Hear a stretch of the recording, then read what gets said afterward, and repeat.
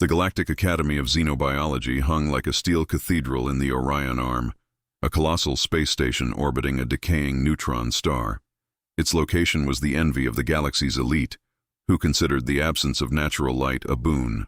For focus, though, most students emerged from their studies pale, twitchy, and armed with an encyclopedic knowledge of creatures that could kill in ways that defied imagination.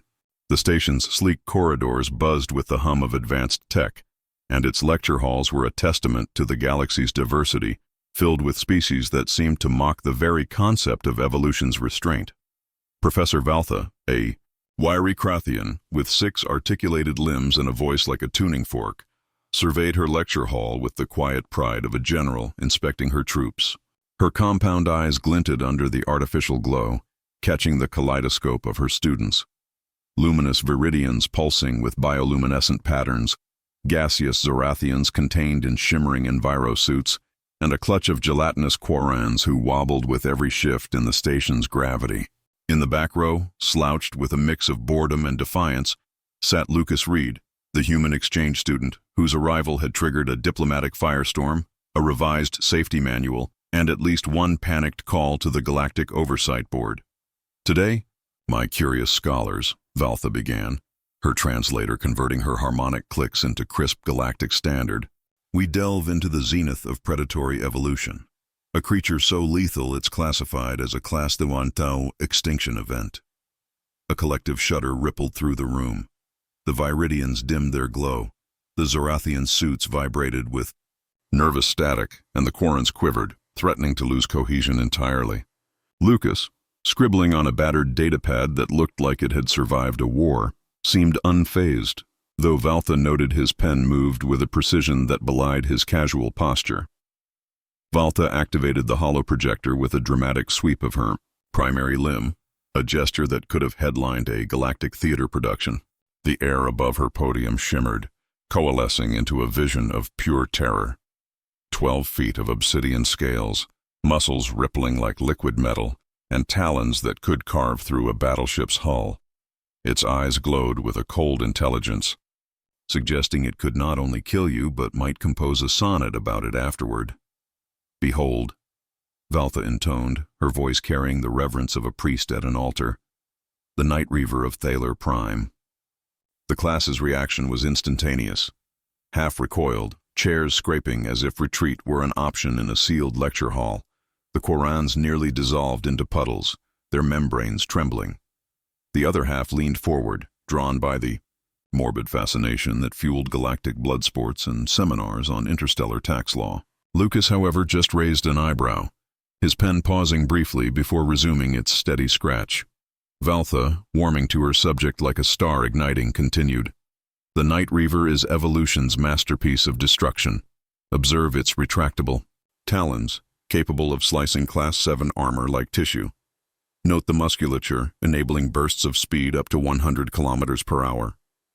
And those jaws," she zoomed in, revealing fangs like serrated guillotines, each designed to crush bone and rend flesh with 18,000 pounds per square inch of force.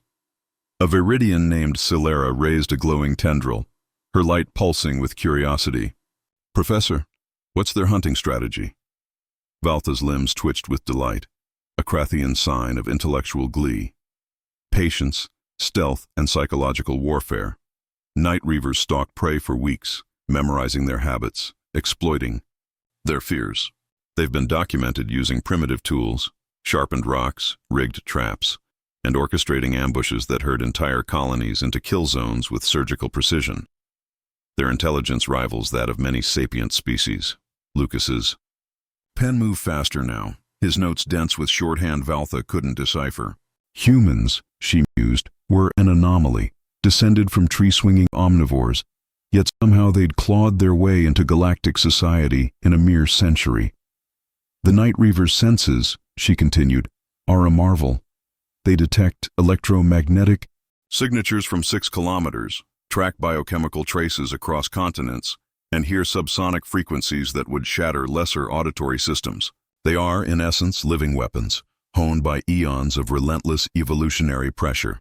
A Zorathian named Krez, his suit humming with anxiety, raised a trembling sensor. How do colonies protect themselves? Valtha's eyes dimmed, a Krathian gesture of grim finality. They don't. Standard protocol is planetary evacuation. The Galactic Defense Network maintains a containment unit, but their role is damage assessment, not combat. In 5 centuries, only 2 Nightreavers have been neutralized, both via orbital bombardment, with civilian losses in the tens of thousands. The silence that followed was oppressive, broken only by the faint hum of the station's systems and the Quran's nervous sloshing. Lucas raised his hand, a gesture so archaic it seemed to belong in a museum of pre-space cultures. Professor, do they respond to positive reinforcement? The question hit like a rogue asteroid. Valtha's limbs froze, her compound eyes blinking in a rare display of Krathian confusion. Pardon? Lucas leaned forward, his tone calm but firm. You know, rewards, treats, praise, that kind of thing. Do they respond to it? The class erupted in a cacophony of gasps, hisses, and Quran gurgles, sounding like a symphony of impending doom. Valtha's translator stuttered, struggling to process the absurdity. Mr. Reed, she said, her voice tight. The Nightreaver is not a house pet. It's a predator whose evolutionary purpose is to convert life forms into raw biomass. The concept of treats is irrelevant. Lucas didn't flinch, his expression a mix of curiosity and defiance that Valtha found both infuriating and intriguing. Everything responds to something, he said, leaning back with a shrug that carried the weight of humanity's knack for defying galactic norms. They're intelligent, social, strategic. They've got to have some kind of reward system wired into their psyche. The room went silent, as if his words had triggered a station-wide power failure. Silara's glow faded to a flicker. Krez's suit sparked with distress, and the Quorans began to ooze onto the floor, their membranes trembling. Valtha felt her academic composure waver, a sensation her species called a cognitive spiral, reserved for paradoxes or human behavior. Mr. Reed, she said, her limbs clicking with restraint, are you suggesting one could train a Nightreaver? Lucas grinned, oblivious to the existential horror rippling through his peers. Not train exactly, more like build a relationship, mutual, respect, trust, that sort of thing. Krez retreated so far into his suit that only his sensors remained visible, emitting a low wail. Silara's tendrils pulsed erratically, as if praying to some Viridian deity. The Quorans, now a puddle, emitted a sound like a plumbing malfunction. Valtha, clinging to centuries of xenobiological doctrine, pressed on. And you have experience with such relationship building? Lucas nodded, his grin widening. Back on Earth, my uncle had this grizzly bear problem on his ranch. Big scary thing that kept raiding the livestock. Took me 2 months to get it to chill out. I'd leave food at a safe distance, talk to it, let it get used to me. Eventually, it stopped charging and started just watching. It's all about understanding their language. Predators respond to confidence and consistency. The comparison between an Earth bear and a Class 1's extinction event sent the class into a state of collective psychological collapse. Silara's light patterns became chaotic, Krez's suit sparked like a failing reactor, and the Quran's oozing reached critical levels, prompting a maintenance bot to deploy absorbent pads. Mr. Reed, Valtha said, her voice carrying the weight of galactic scholarship, there's a profound difference between a terrestrial mammal and a predator that's eradicated entire ecosystems. Lucas shrugged again, a gesture that seemed to defy the laws of physics and reason. Different scale, same principles. Apex predators are apex because they're smart, adaptable, efficient. Those traits make them trainable. You just need to approach them with respect, not fear. The word respect in this context was like suggesting one could negotiate peace with a black hole. Valtha's limbs twitched, a nervous tic she'd thought she'd conquered during her doctoral exams. Mr. Reed, she said, her voice betraying a decision she'd later mark as the turning point of her career. Perhaps a practical demonstration would clarify your hypothesis. The class froze, as if the station's artificial gravity had doubled. Silara's glow vanished entirely. Krez's suit emitted a high-pitched whine, and the Quran's puddle began to bubble ominously. "Seriously?" Lucas asked, his eyes lighting up like he'd been offered a front-row seat to a supernova. "When do we meet one?" Valtha realized her academic integrity was now locked in a death match with her survival instincts, and the former was winning. "The Academy maintains a Nightreaver specimen in our maximum security biovault," she said, her voice trembling with the weight of her words. "For research under protocols stricter than a neutron star's core." Lucas clapped his hands, the sound echoing like a gunshot. "Sweet. Should I bring anything? Snacks, maybe?" The mention of snacks in relation to a Nightreaver caused Silara to emit a high-pitched hum, Krez to spark violently, and the Quarans to begin evaporating. Valtha wondered if she could still transfer to the astrophysics department, where the worst outcome was a miscalculated trajectory, not dismemberment, by a living apocalypse. The next morning, the biovault loomed like a fortress forged to withstand the end of time.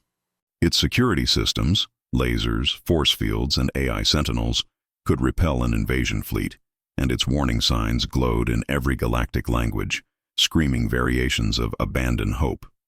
Valtha's students clustered at the entrance, a nervous congregation before a shrine to a vengeful deity. Lucas stood apart, scrolling through a datapad on predator psychology, nodding as if confirming theories he'd scribbled in the margins.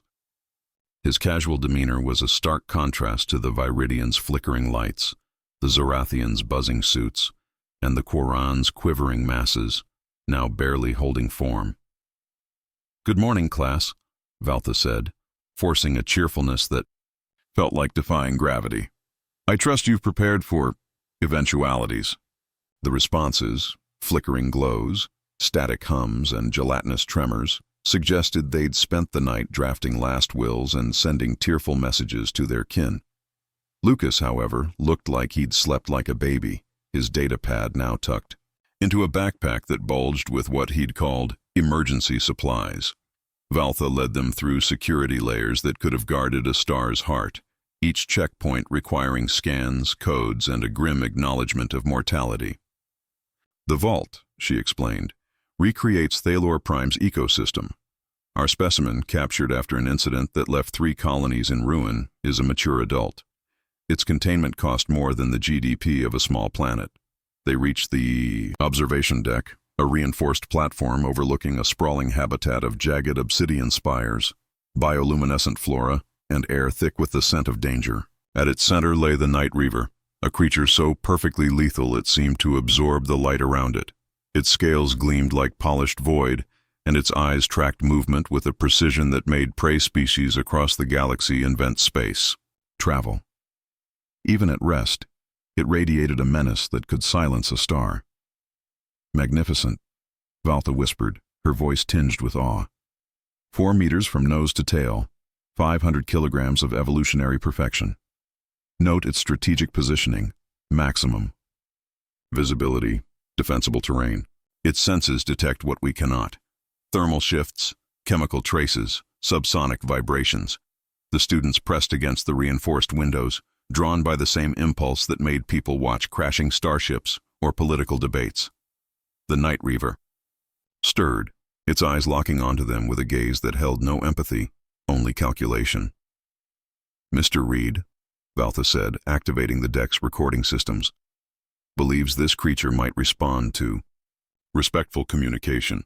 While this contradicts 5 centuries of xenobiological research, we're here for science." She paused, searching for words. "And curiosity." Lucas stepped to the control panel, his movements as casual as if he were ordering coffee. "So how do we get down there?" Valtha's limbs locked in horror. "The deck ensures safety. Physical contact is not protocol." Lucas frowned, undeterred. "But I can't build trust through a wall. Respect needs interaction." His logic was both impeccable and insane, like proposing to surf a supernova. Silara's glow pulsed erratically, Krez's suit sparked like a short-circuiting generator, and the Qorans began to dissolve into vapor. "Valtha, caught between protocol and madness, said, "There's an emergency override for research.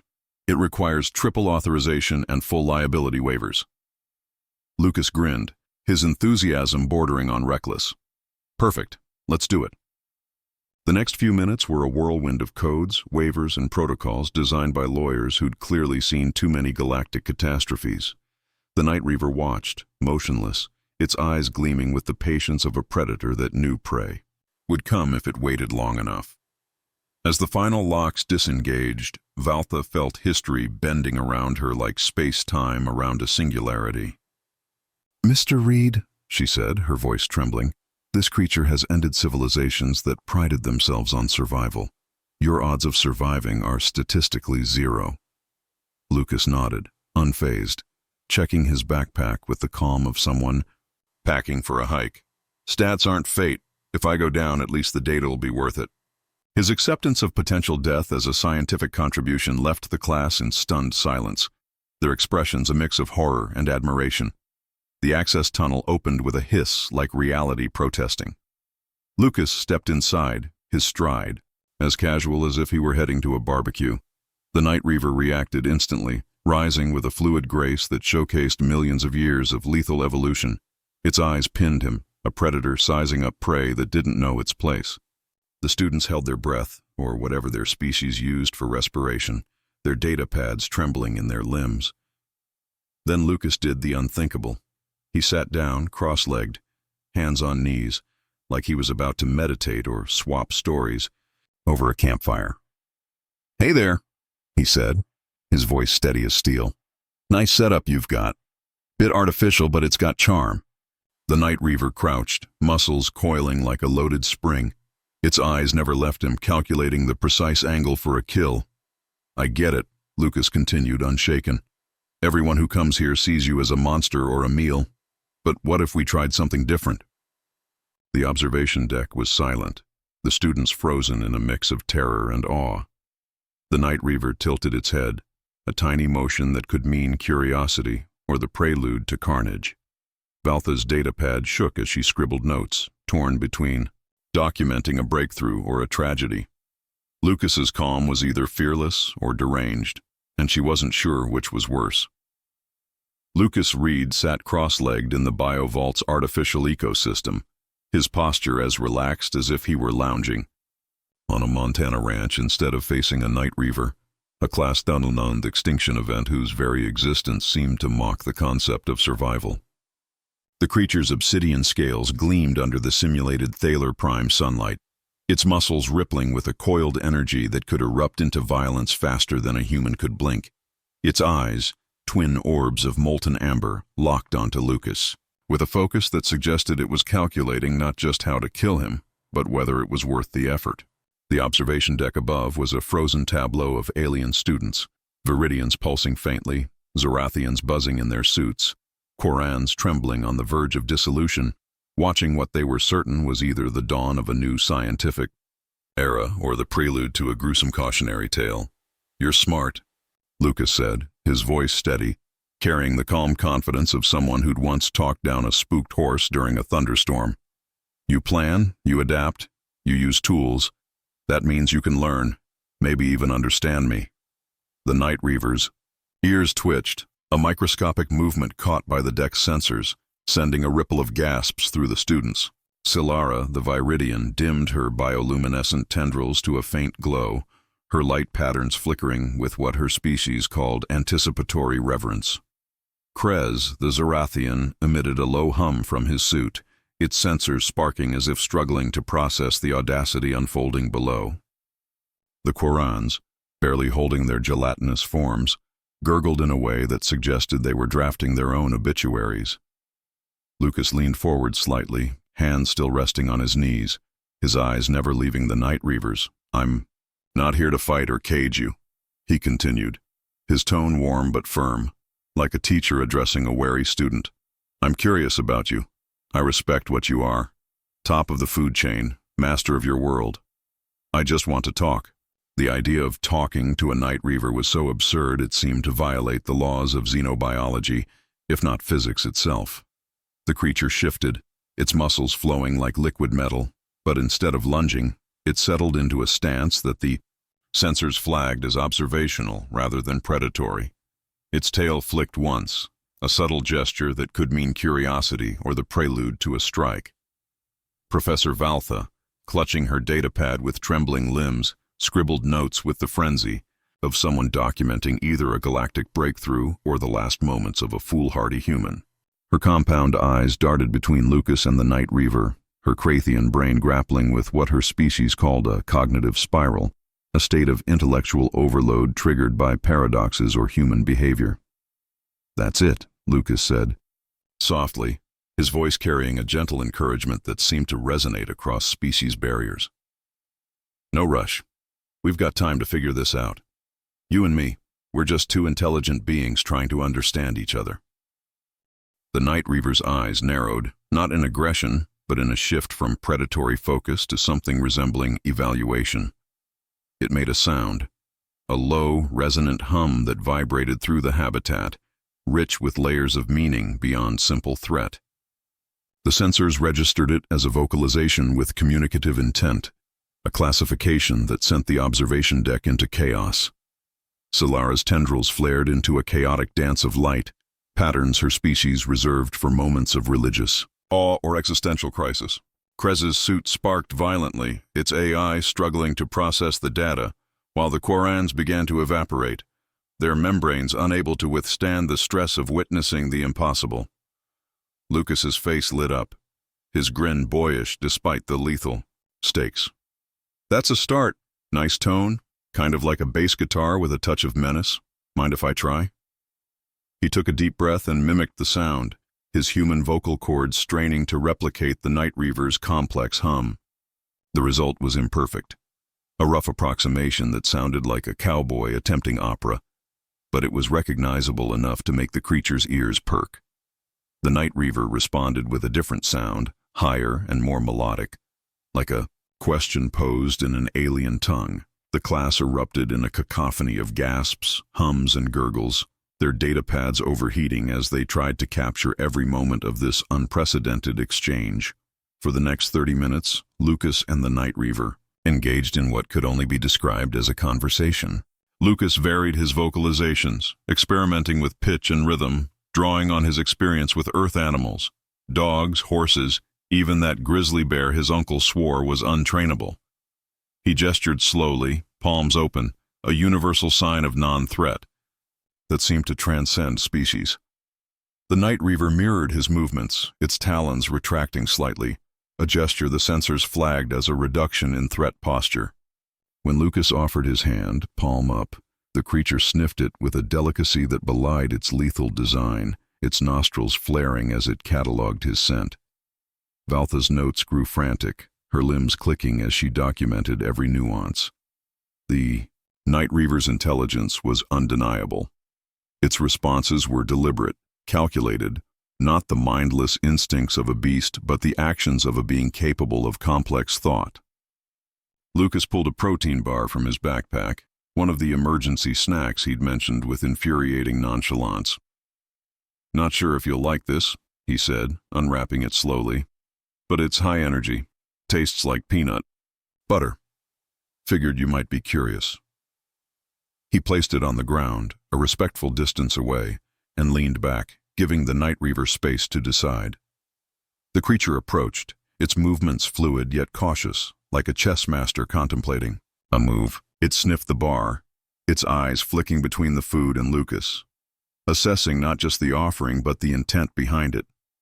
Then, with a precision that made the students gasp, it picked up the bar with its jaws, holding it gently rather than devouring it. The sensors registered no aggressive chemical markers, only curiosity. Solara's light pattern stabilized, pulsing with what looked like hope, while Krez's suit hummed a steady rhythm, its AI finally catching up. The Qorans, partially reformed, stopped evaporating, their membranes quivering with fascination. Theos. Nightreaver set the bar down, untouched, and nudged a jagged rock toward Lucas, its movements deliberate, almost playful. Valtha's datapad nearly slipped from her grasp as she realized the creature was proposing an exchange, a game perhaps, or a test of intent. Lucas laughed, a sound so human it seemed out of place in the sterile vault. You want to play? Fetch? All right, let's see what you've got. He picked up the rock, tossed it gently a few feet, and waited. The Nightreaver watched, its head tilting, then bounded after the rock with a grace that made it look less like a predator and more like a partner in a bizarre interspecies dance. The students were transfixed, their fear giving way to a mix of awe and disbelief. Solara began sketching light patterns that mapped the Nightreaver's movements, her tendrils glowing with academic fervor. Krez's suit uploaded data to the Academy's servers, each byte a potential revolution in xenobiology. The Quarans, now fully solid, started taking notes, their membranes vibrating with excitement. Lucas and the Nightreaver continued their exchange, tossing the rock back and forth, each movement a step toward understanding. The creature's tail flicked playfully, its eyes bright with what could only be described as curiosity, a trait no one had ever associated with a Class Thuthine extinction event. Valtha felt her academic worldview cracking like a starship hull under pressure. Lucas's approach, rooted in respect, patience, and a reckless disregard for survival odds, was rewriting centuries of dogma. The Nightreaver wasn't just a killing machine. It was a sentient being capable of interaction, play, even trust. As the session stretched on, Lucas began to hum a low tune, a folk song from his childhood in Montana, its rhythm steady and soothing. The Nightreaver tilted its head, its ears twitching as if analyzing the melody, then responded with a soft hum of its own, harmonizing in a way that sent the sensors into a frenzy. The students, now fully invested, leaned against the windows, their datapads forgotten as they watched a human and a predator create something resembling a dialogue. As the session neared its end, Lucas prepared to leave the habitat, his movements slow and deliberate to avoid startling the Nightreaver. The creature followed him to the access tunnel, its steps measured, its eyes tracking him with a mix of curiosity and something deeper, perhaps reluctance, perhaps connection. It made a sound, a low, resonant hum that carried a weight of emotion, like a friend saying goodbye. The sensors flagged it as a vocalization of retention intent, a term that sent Valtha's limbs into a nervous twitch. "I'll be back," Lucas promised, his voice steady but warm, like he was reassuring a skittish colt. "We've got more to talk about, you and me." The Nightreaver's ears perked, its tail flicking in a gesture the sensors marked as non-threatening, possibly even anticipatory. The tunnel sealed with a hiss, and Lucas rejoined the observation deck to a silence so profound it seemed to bend. The artificial gravity. The students stared at him, their expressions a mix of reverence, disbelief, and something akin to religious awe. Solara's tendrils glowed with intricate patterns, her species equivalent of a standing ovation. Krez's suit hummed steadily, its sensors fully extended, uploading terabytes of data to the Academy's archives. The Quarans, now solid and vibrating with excitement, had begun sketching diagrams of the interaction, their membranes pulsing with newfound purpose. Valtha, her datapad filled with notes that would either revolutionize xenobiology or be dismissed, as the ravings of a mad Krathian struggled to find words. "Went pretty well," Lucas said, brushing dirt off his jeans with a casualness that belied the historic moment. "Smart critter, emotionally complex, definitely social. They just need respect, not fear. Kind of like my uncle's grizzly. Once you get past the teeth, there's a lot going on in there." He tapped his temple, grinning as if he hadn't just rewritten the galaxy's understanding of apex predators. Valtha's limbs quivered, her compound eyes wide with a mix of horror and admiration.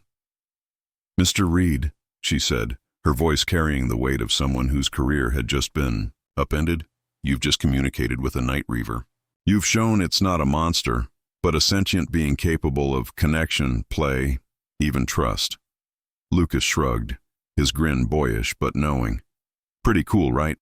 Makes you wonder what else we've misjudged because we were too scared to try. I mean, if a Nightreaver can play fetch, what's stopping us from talking to other so-called monsters?" The implications hit like a supernova, rippling through the student's consciousness like radiation from a collapsing star. Solara's light patterns shifted to a new configuration, mapping out research proposals that could redefine interspecies relations. Krez's suit began transmitting data to the Galactic Oversight Board, its AI flagging the interaction as a potential paradigm shift.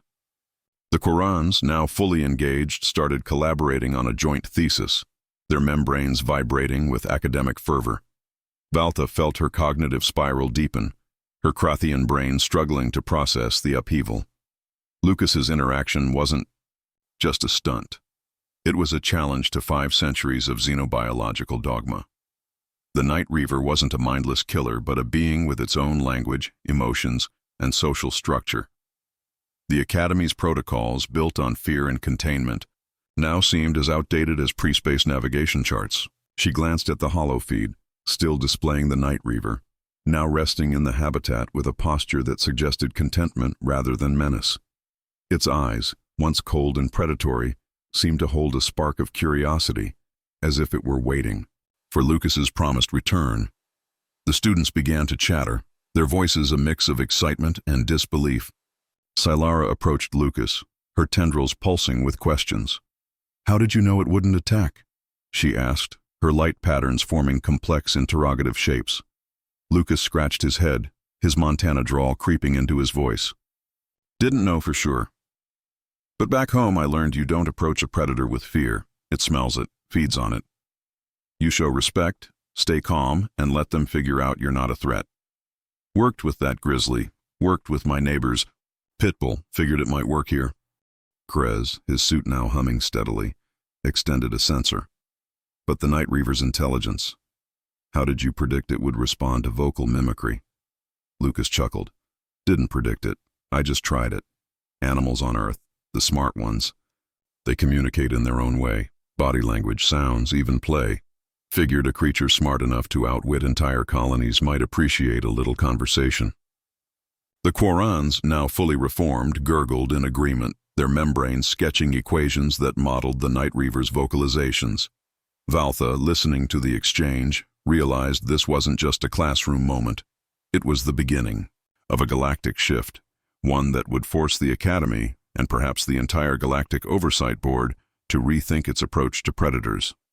The lecture hall, once a sterile chamber of academic rigor, now buzzed with an energy that felt like the birth of a star. Valtha stood at the podium, her 6 limbs steady despite the intellectual earthquake still reverberating through her. The students, transformed by Lucas's demonstration, were no longer the nervous pilgrims who'd huddled at the biovault's entrance. Silara's tendrils glowed with a steady, purposeful light, her patterns mapping out new research questions that could redefine xenobiology. Krez's suit hummed with a confidence that matched his newly drafted proposal for a cross-species communication protocol. The Qurans, their membranes now solid and vibrant, collaborated on a holographic model of the Nightreaver's behavior, their gurgles filled with excitement rather than dread. "Class," Valtha said, her voice carrying the weight of a paradigm shift.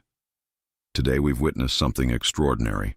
Mr. Reed has shown that intelligence, not fear, defines our interactions with the galaxy's most formidable creatures.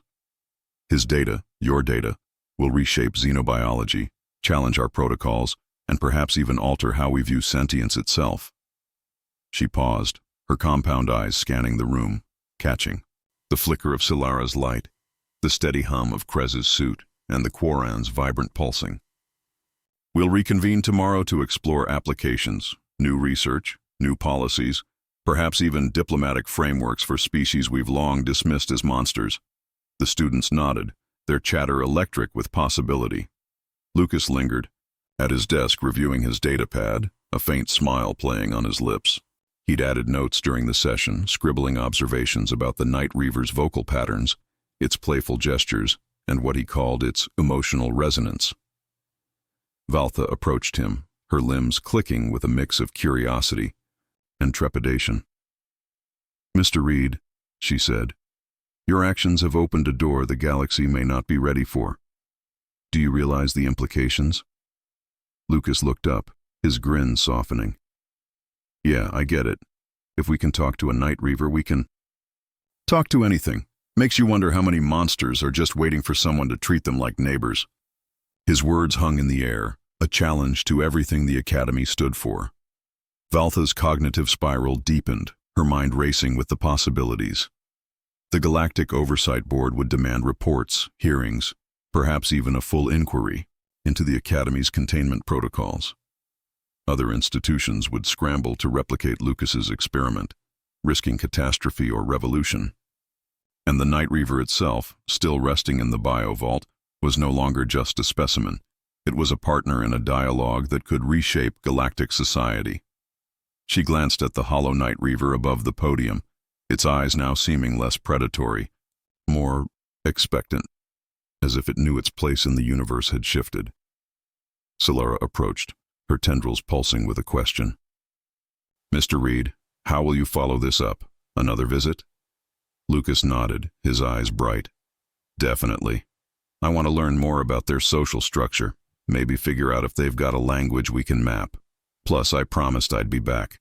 Don't want to break a promise to something that can eat me." The class chuckled, a nervous but genuine sound that broke the tension. Krez extended a sensor, his suit humming with curiosity. "What about other predators? Could this approach work with, say, a void stalker or a cryoshade?" Lucas shrugged. "Why not? If they're smart, they're reachable. Just takes patience and a willingness to get it wrong a few times."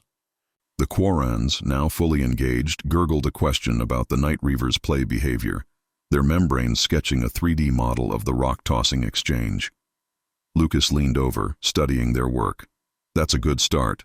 Looks like they use play to test trust, like wolves or dolphins on Earth. We could build a whole study around that." The students buzzed with ideas, their fear replaced by a hunger for knowledge that Valtha hadn't seen in decades of teaching. The lecture hall, once a place of rote learning, now felt like the epicenter of a scientific revolution. As the students filed out, their chatter filled with plans for new experiments, Valtha lingered at the podium, her datapad heavy with notes. Lucas packed his backpack, slinging it over his shoulder with the ease of someone who'd just finished a day's work, not rewritten galactic history.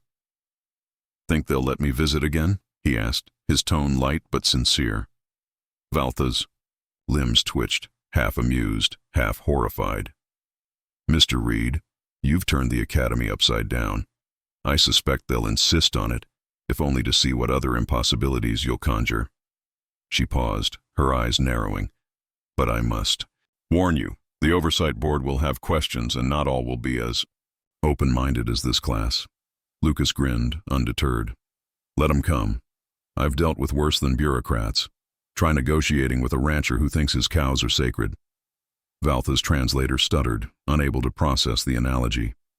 But she let it pass. The hollow Nightreaver rotated silently above, its eyes tracking her movements with a curiosity that felt almost personal. She wondered if her insurance covered death by revolutionary science, or if she'd need to update her will. The galaxy had changed today, and Lucas Reed, with his Montana drawl and reckless curiosity, was at the heart of it. If you enjoyed this tale of human audacity and cosmic connection, support our channel. Subscribe, like, and share to keep these stories coming. The galaxy's full of mysteries. Let's explore them together.